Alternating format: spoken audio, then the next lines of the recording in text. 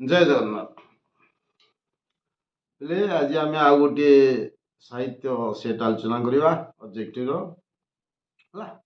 देख कमेंट कर कौन कौन सुविधा असुविधा हो कमेंट कर जनइम देख कौन कौन दरकार तुम कहले आम से आलोचना करवा क्वेश्चन नंबर 1 देख कवितार विभूतिभूषण क्या लक्ष्य कहुई विभूतिभूषण क्या कहुई अरे जानछी लंका यात्रा श्रीरामंकर लंका यात्रा विभूति को भुंजुलु विभूति भूषण बड़ कूले जनमी शरण की कारणे ताले विभूति भूषण क्या कहुई रामचंद्र को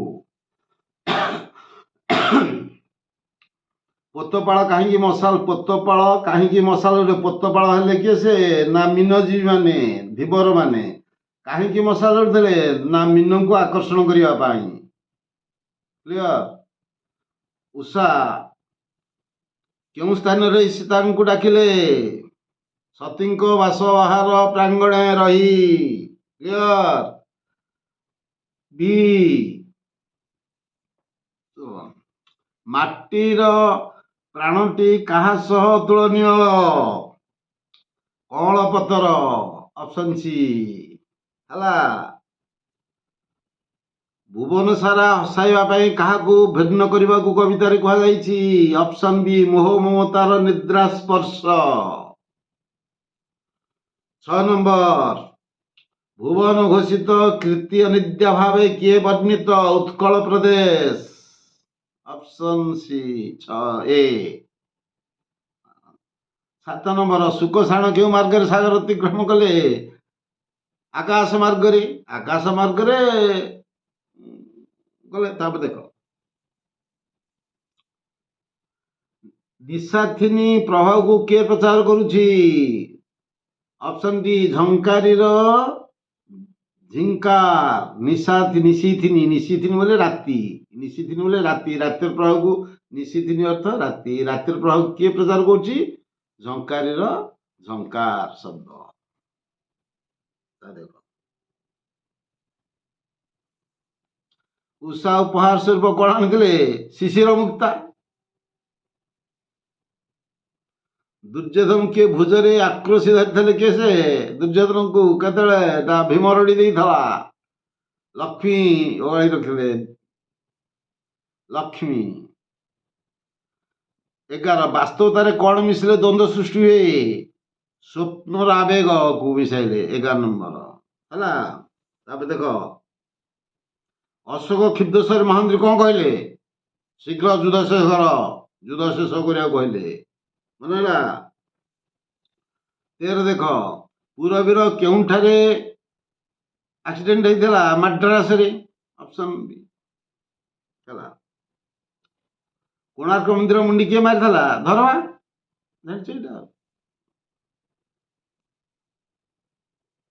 चूल विहीन मंदिर क्या उपहास करथिला क्या ना विष्णु महाराणा को उपहास करता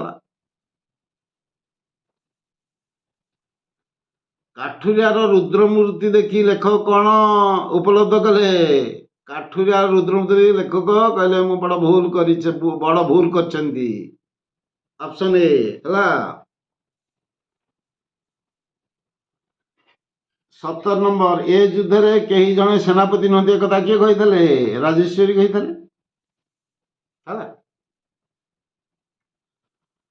पोखर गोटे कण को कौन थिला बेलवण 19 काठुरिया काठ काटला बेले लेखक कहीं बसी कहीं बसी ठकीदब काले है ऑप्शन ए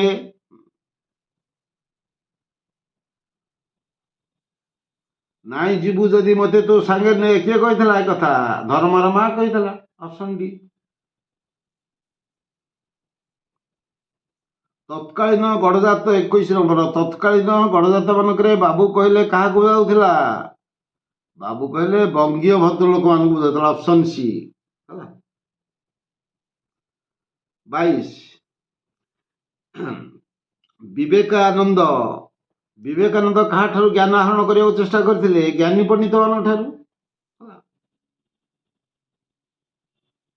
1866 ଉତ୍କଳ ଦୀପିକା ପତ୍ରିକା କିଏ ସମ୍ପାଦନ କରିଥିଲେ? ଗୌରୀଶଙ୍କର ରାୟ, ଅପସନ ଡି। ଗୋବିନ୍ଦ ଭାଇ ତାର କ୍ଷୁଦ୍ର କୁଟୀରର ଦୁର୍ଗ କରି କାହା ବିରୁଦ୍ଧରେ ବିଦ୍ରୋହ କରିଥିଲା? ସମଗ୍ର ବିଶ୍ୱ, ଅପସନ ସି ହେଲା। ତାପରେ 25 ନମ୍ବର, ଆମ୍ଭେମାନେ ଆଜି ଯାଏଁ କେଉଁଠାରେ ପହଞ୍ଚି ପାରି ନାହୁଁ ଆଦର୍ଶର ଉଚ୍ଚତମ ସୋପାନରେ? ଅପସନ ବି।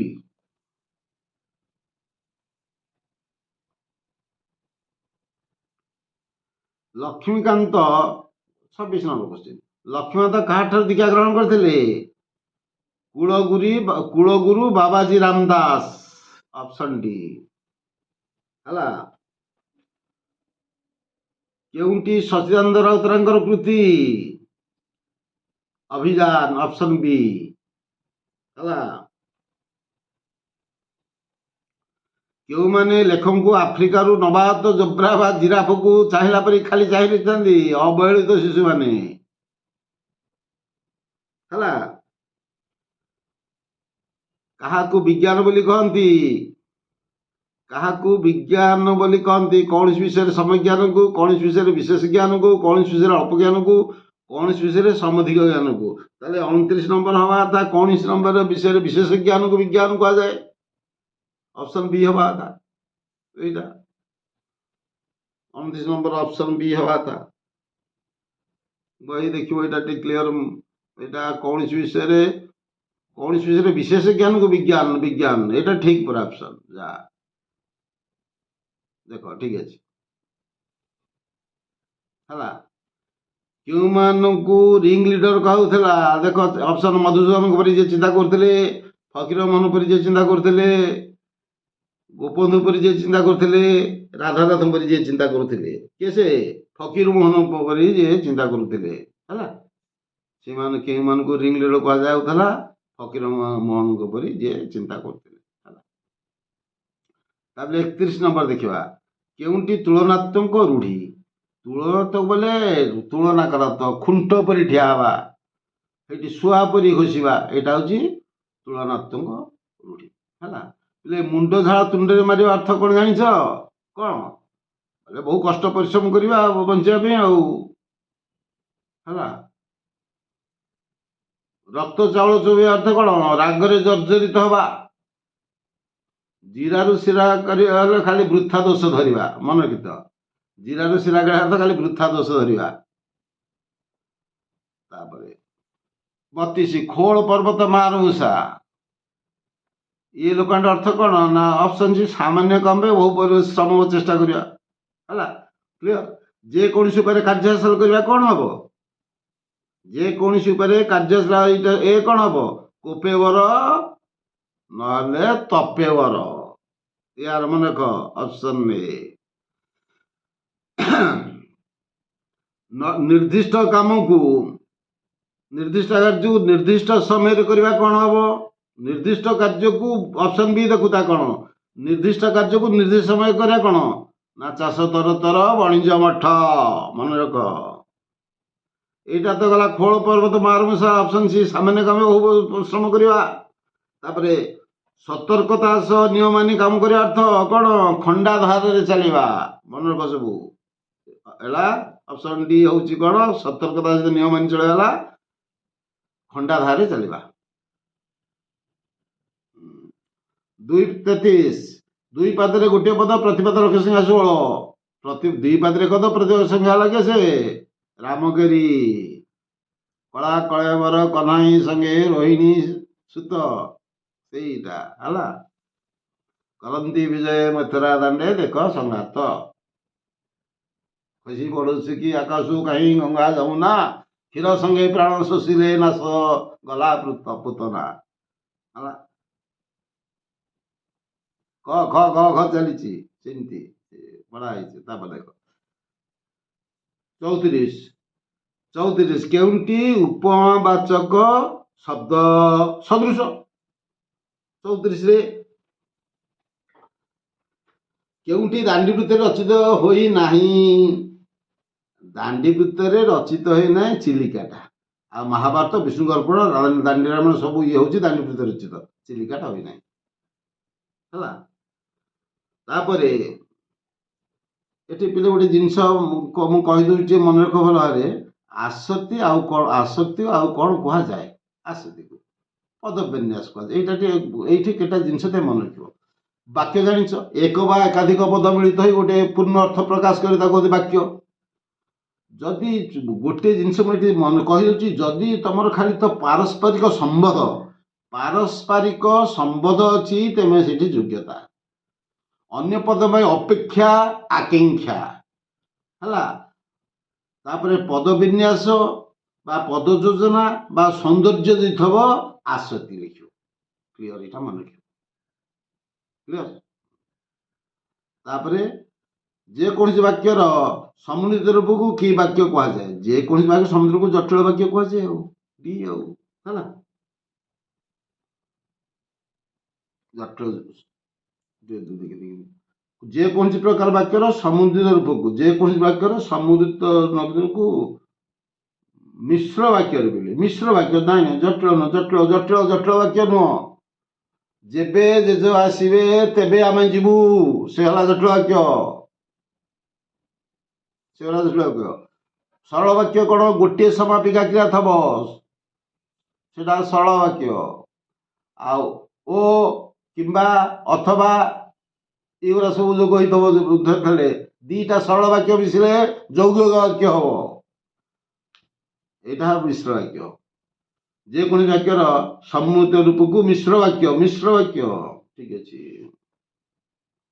38 ବାକ୍ୟ ସଂକ୍ଷେପଣ କ୍ଷେତ୍ରରେ କେଉଁଟା ସହାୟତା କରିଥାଏ? ସମାସ ହେଲା। କେଉଁ ପ୍ରତ୍ୟୟ ହେଲେ ଦନ୍ତେଶ ମୂର୍ଧନ୍ୟଷ ହେବ ନାହିଁ? ସାତ ପ୍ରତ୍ୟୟ। 40 ଓଡ଼ିଆ ଭାଷାରେ ପ୍ରଚଳିତ ରୂଢ଼ି ପ୍ରୟୋଗରେ କେତୋଟି ଧାରା? 3ଟି ଧାରା। ତମ ନୂଆ ବହିରେ ଲେଖିଛି 3ଟି ଧାରା ଦଶମରେ, କିନ୍ତୁ 2ଟି ଧାରା ଥିଲା, ଏବେ 3ଟି ଧାରା। ସେ 3ଟି ଧାରା କ'ଣ? ୟା ପୂର୍ବ ବହିରେ ଯେ ବ୍ୟାକରଣ, ଓଡ଼ିଆ ବ୍ୟାକରଣ ସବୁ ହାଇସ୍କୁଲରେ ଚଳୁଥିଲା, 2ଟି ଧାରା ଲେଖା ହେଇଥିଲା। ଏବେ ନୂଆ ବହି ଯାହା ଲେଖିଥିବେ ସେମିତି ଲେଖିବ। ନୂଆ ବହି ଲେଖିଛି 3ଟି ଧାରା। 3ଟି ଧାରା କ'ଣ କହିଲ? ଓଡ଼ିଆ ଭାଷାରେ ପ୍ରଚଳିତ ରୂଢ଼ି ପ୍ରୟୋଗରେ କେତୋଟି ଧାରା ପଡ଼େ? 3ଟି। କ୍ରିୟାଯୁକ୍ତ ରୂଢ଼ି, କ୍ରିୟାହୀନ ରୂଢ଼ି, ତୁଳନାତ୍ମକ ରୂଢ଼ି। ମନେ ନା? 3ଟି ଧାରା। ତାପରେ ଦେଖ, ଧୈର୍ଯ୍ୟବାନ ବ୍ୟକ୍ତି ଅତ୍ୟନ୍ତ କ୍ରୋଧ ପ୍ରକାଶ କରିବା କ'ଣ? ଋଷି ଝଟା ଛିଣ୍ଡେଇବା ହେଲା। ଧୈର୍ଯ୍ୟବାନ ବ୍ୟକ୍ତି ଅତ୍ୟନ୍ତ କ୍ରୋଧ ପ୍ରକାଶ କରିବା ହେଲା କ'ଣ? ଋଷି ଜଟା ଛିଣ୍ଡାଇବା ହେଲା। ତାପରେ ଦେଖ, ତାପରେ ଆଉ ସେଥିରେ ରହିଛି ପିଲେ ଗୋଟେ ଔଷଧ ରାଗରେ ତା ଠେକା ମୋଡ଼ିବା ଅର୍ଥ କ'ଣ? ଗୋଟେ ରହିଛି, ସେଟା ଟିକେ କହିଦେଉଛି ତୁମେ। ଗୋଟେ ଅପସନ୍ ଏ ରହିଛି, ଔଷଧ ରାଗରେ ତାଟିଆ କାମୁଡ଼ିବା ଅର୍ଥ କ'ଣ? ନା ପ୍ରକୃତ ଲୋକ ଉପରେ ନ ରାଗି ଯିଏ ଭୁଲ କରିଛି ଅନ୍ୟ ଉପରେ ରାଗ ସୁଝେଇବା। ଅର୍ଥ ଔଷଧ ରାଗରେ ତାଟିଆ କାମୁଡ଼ିବା। ଯିଏ ଭୁଲ କରିଛି ତାକୁ ନ କହିକିରି, ପ୍ରକୃତ ଲୋକ ଦୋଷ କରିଥିବା ଲୋକ ନ କହିକିରି ଅନ୍ୟ ଲୋକ ଉପରେ ଦୋଷ ଲଦିବା ଔଷଧ ହେଲା। କଙ୍କଡ଼ାକୁ ଗୋଳି ପାଣି ଶୁଆଏ କ'ଣ? ଅସାଧୁ ଲୋକ ପାଇଁ ଗୋଳମାଳିଆ ପରିସ୍ଥିତି ଶୁଆଇଥାଏ। କଙ୍କଡ଼ା ଗୋଳି ପଡ଼ିଥାଏ। ଜାନ୍ ଯାଉ ମାନ ଥାଉ ବୋଲେ କ'ଣ? ନା ଇଜ୍ଜତ ବା ସମ୍ମାନ ଜୀବନ ଠାରୁ ବଡ଼। ଜାନ୍ ଯାଉ ମାନ ଥାଉ, ସମ୍ମାନ ବା ଇଜ୍ଜତ ଜୀବନ ଠାରୁ ବଡ଼। ଏଇଟା ଜାଣିଥାଉ ହେଲା।